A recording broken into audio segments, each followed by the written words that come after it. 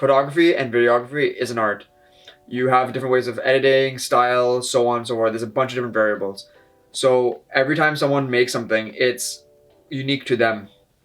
When clients hire you, they're hiring you because they like your style, they like the way you do things, they want you to do what you do.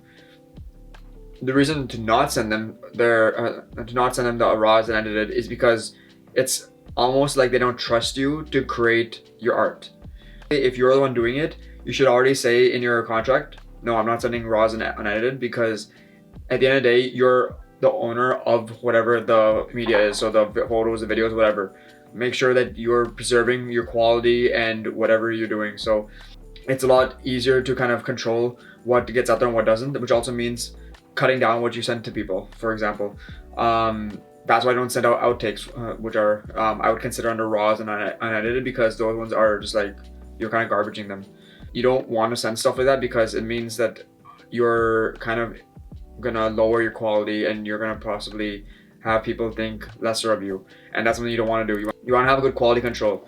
With the size of 4K, maybe 1080p, all these other formats like 8K, whatever, when you start getting to a higher end quality camera, so like the Reds and stuff, where each even 10-30 second file is like 8 gigabytes or something, it's crazy. So to transfer online is ridiculously hard. So realistically, it's not even possible sometimes to send unedited and raws, because the file sizes are just too massive and it takes either too long for you to do, or there's no realistic way of transferring it without having someone to clear their entire Google Drive, or like to clear their entire thing.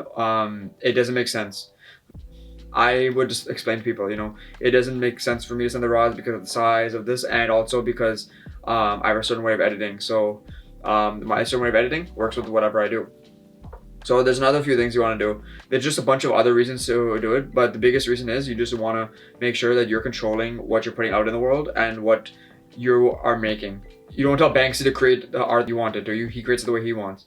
You don't tell a chef to make a half-baked cake and then give it to you and then to enjoy. It doesn't make sense. You have to kind of control your quality, and if people don't like it, they can always ask for re-edits. Re-edits are fine.